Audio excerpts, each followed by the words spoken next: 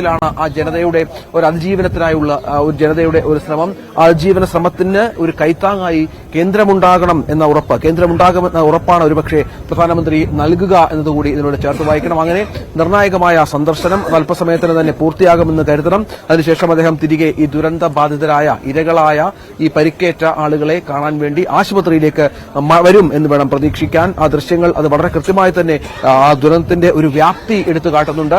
അത് പ്രധാനമന്ത്രിക്ക് വളരെ വ്യക്തമായി തന്നെ ബോധ്യപ്പെട്ടിട്ടുണ്ട് എന്നുകൂടി ഇതിനോട് ചേർത്ത് വെക്കണം. അല്പസമയത്തിനകം പ്രധാനമന്ത്രി ഇവിടേക്ക് എത്തിച്ചേരും എന്ന് വേണം കരുതാൻ. അത്രത്തോളം അദ്ദേഹം അത് കണ്ടു, മനസ്സിലാക്കി, ആ മേഖലകളുടെ ദുരിതത്തിന്റെ വ്യാപ്തി മനസ്സിലാക്കി. നമുക്ക് ആ ദൃശ്യങ്ങളിൽ തന്നെ കാണാം.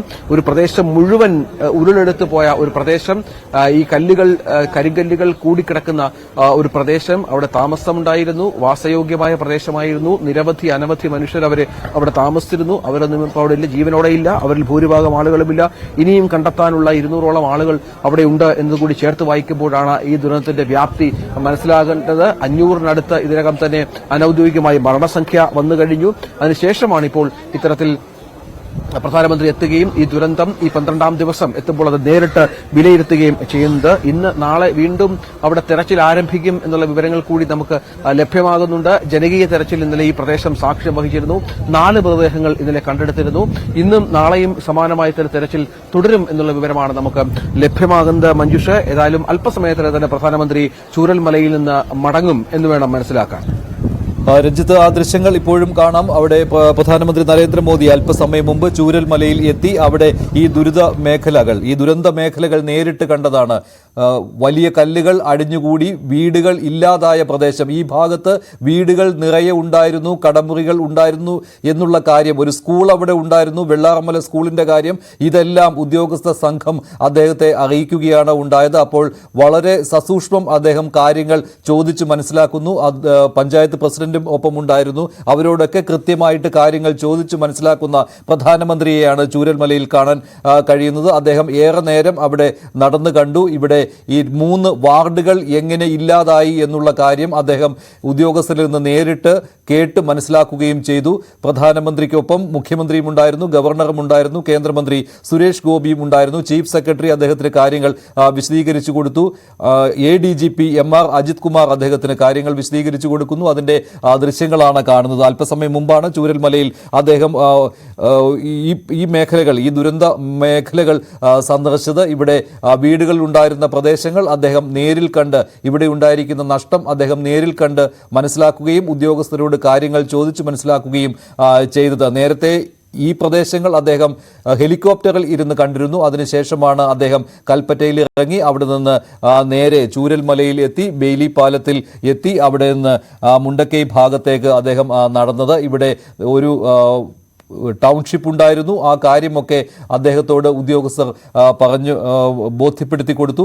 ഇനി ഒരു വലിയ കേന്ദ്രത്തിൽ നിന്നൊരു വലിയ സഹായം കേരളം പ്രതീക്ഷിക്കുകയാണ്. ഇത്ര വലിയൊരു ദുരന്തം മുണ്ടക്കൈയിലും ചൂരൽമലയിലും പുഞ്ചിരിമട്ടത്തുമൊക്കെ ഉണ്ടായതിനെക്കുറിച്ചുള്ള കാര്യങ്ങൾ പ്രധാനമന്ത്രിക്ക് തന്നെ നേരിട്ട് ഇപ്പോൾ ബോധ്യപ്പെട്ടിരിക്കുകയാണ്. അദ്ദേഹം ഏറെ നേരം ഇവിടെ ചെലവഴിക്കുകയാണ്. അല്പസമയത്തിനകം അദ്ദേഹം മേപ്പാടിയിലേക്ക് തിരിക്കും. മേപ്പാടിയിൽ അദ്ദേഹം ഈ ദുരന്തത്തിൽ പെട്ട് ചികിത്സയിൽ കഴിയുന്ന 4 പേരെ അദ്ദേഹം സന്ദർശിക്കും. അതിലൊരു കുട്ടിയുമുണ്ട്. അതിനുശേഷം അദ്ദേഹം ക്യാമ്പിലും സന്ദർശനം നടത്തും എന്ന് തന്നെയാണ് ഇപ്പോഴത്തെ തീരുമാനം. അതിനുശേഷമായിരിക്കും കൽപ്പറ്റയിൽ അദ്ദേഹം കളക്ട്രേറ്റിൽ അവലോകന യോഗത്തിൽ പങ്കെടുക്കുക.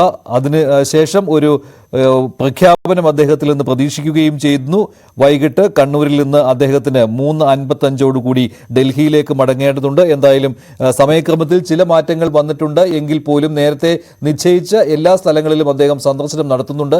പക്ഷേ ചൂരൽമലയിൽ ഇത്രയും സമയം അദ്ദേഹം ചെലവഴിക്കുമെന്നും ഈ പ്രദേശങ്ങളിൽ ദുരന്ത മേഖലകളിൽ നേരിട്ട് അദ്ദേഹം ഇത്ര ദൂരം നടക്കുമെന്നും പറഞ്ഞിരുന്നില്ല. പക്ഷേ മുൻ നിശ്ചയിച്ചതിനേക്കാൾ വ്യത്യസ്തമായി തന്നെ അദ്ദേഹം ഏറെ നേരം വയനാടിനായി ചെലവഴിച്ചിരിക്കുകയാണ്.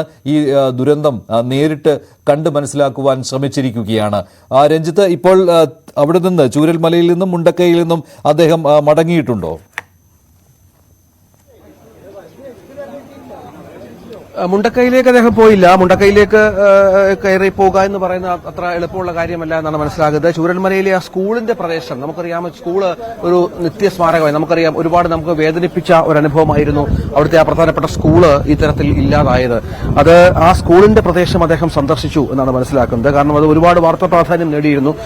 അനവധി ആളുകൾ കുട്ടികൾ പഠിച്ച സ്കൂള് അത് നാമാവിശേഷമായി അതിന്റെ പൂർണ്ണമായും ഇല്ലാതായി. അവിടുത്തെ ഒരുപാട് കുട്ടികൾ മരിച്ച കാര്യങ്ങളൊക്കെ നമ്മൾ ഒരുപാട് തരത്തിൽ നമ്മൾ വേദനയോടെ നമ്മൾ കേട്ടതാണ്. ആ സ്കൂളില് അതിന്റെ ഒരു പുനരുദ്ധാരണമൊക്കെ പല ആളുകളും ഏറ്റെടുത്തിട്ടുണ്ട്. സ്കൂൾ പഴയ രീതിയിൽ പുനർനിർമ്മിക്കുന്ന കാര്യത്തിലൊക്കെ ആ സ്കൂളിന്റെ പരിസരത്ത് അദ്ദേഹം എത്തുകയും അവിടെ സന്ദർശനം നടത്തുകയും ചെയ്തു. ആ ബെയിലി പാലത്തിലൂടെയാണ് എത്തിയത്. അതിനുശേഷം ചൂരൽമലയിലെ ചില പ്രദേശങ്ങൾ അദ്ദേഹം കണ്ടു എന്നാണ് മനസ്സിലാക്കുന്നത്. അവിടെ ദീർഘനേരം അദ്ദേഹം ഏതാണ്ട് ഒരു അരമണിക്കൂറോളം അദ്ദേഹം അവിടെ ചിലവഴിക്കുന്നുണ്ട് എന്നാണ് നമുക്കിപ്പോൾ വ്യക്തമാകുന്നത്. നമുക്ക് അതിന്റെ കൃത്യമായ വിവരങ്ങൾ ഇപ്പോൾ ലഭ്യമാകുന്നില്ല എങ്കിൽ കൂടി അരമണിക്കൂറോളം സമയം അദ്ദേഹം അവിടെ ചിലവഴിക്കുന്നുണ്ട് എന്നാണ് മനസ്സിലാകുന്നത്. ഇപ്പോൾ സെക്യൂരിറ്റി ഉദ്യോഗസ്ഥരെ കുറച്ചുകൂടി അലേർട്ടായിട്ടുണ്ട്. അതിന്റെ അർത്ഥമെന്ന് പറഞ്ഞാൽ ഈ പറഞ്ഞതുപോലെ പ്രധാനമന്ത്രി ഇതുവഴി അല്പസമയത്തിനകം തന്നെ കടന്നുവരും എന്നുള്ളതാണ് നമുക്ക് ലഭ്യമാകുന്ന വിവരം. സെക്യൂരിറ്റി ഉദ്യോഗസ്ഥരൊക്കെ ഇപ്പോൾ ഇവിടെ അലേർട്ടായിട്ടുണ്ട്. ഞാൻ നിൽക്കുന്ന ഈ സ്ഥലത്ത് നിന്ന് ഏതാണ്ട് 12 കിലോമീറ്റർ അകലെയാണ് ഈ പറഞ്ഞ പ്രദേശം ചൂരൽമല എന്ന പ്രദേശമുള്ളത്. അപ്പോൾ അദ്ദേഹം ഒരുപക്ഷെ അവിടെ നിന്ന് പുറപ്പെട്ടിട്ടുണ്ടാകും. പുറപ്പെട്ടതിന് ശേഷം ഇങ്ങോട്ടേക്ക് എത്താനുള്ള സമയമായി കാണുമെന്നാണ് മനസ്സിലാക്കേണ്ടത്. സെക്യൂരിറ്റി ഉദ്യോഗസ്ഥരൊക്കെ കുറച്ചുകൂടി ഇപ്പോൾ അലേർട്ടാകുന്നു. കുറച്ചുകൂടി സുരക്ഷാ ക്രമീകരണങ്ങൾ വർദ്ധിപ്പിക്കുന്നു. റോഡുകളിൽ അല്പസമയത്തെ ഒരു സമയം കൊണ്ട് ആളുകൾക്ക് ഒരു ചെറിയ സ്വാതന്ത്ര്യമൊക്കെ നൽകിയിരുന്നു. അതൊക്കെ ഒഴിവാക്കിക്കൊണ്ട് ആളുകളെ അവിടെ നിന്ന് മാറ്റുന്ന കാര്യങ്ങളിലേക്ക് കടക്കുന്നു എന്നാണ്. അപ്പോൾ ഒരുപക്ഷെ ഏതാനും മിനിറ്റുകൾക്ക് അകം പ്രധാനമന്ത്രി ഇതുവഴി കടന്നു വന്ന് ഈ റൌണ്ട് ക്രോസ് ചെയ്ത് ഇവിടുന്ന് വളഞ്ഞ് നേരെ മൂപ്പൻസ് ആശുപത്രിയിലേക്ക് പോയേക്കാം എന്നാണ് മനസ്സിലാക്കേണ്ടത്.